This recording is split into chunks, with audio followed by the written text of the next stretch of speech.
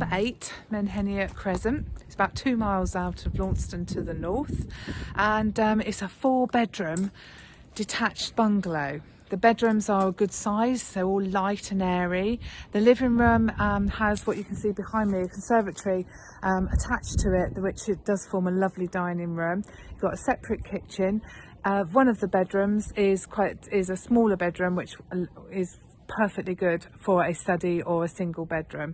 Garden out the back is fully enclosed, and it's got plenty of areas to sit and enjoy that south-facing aspect, as well as a decking that comes off one of the bedrooms with the patio doors to it. So it's really got a nice layout, and I think once you've seen the video you'll want to come and have a look.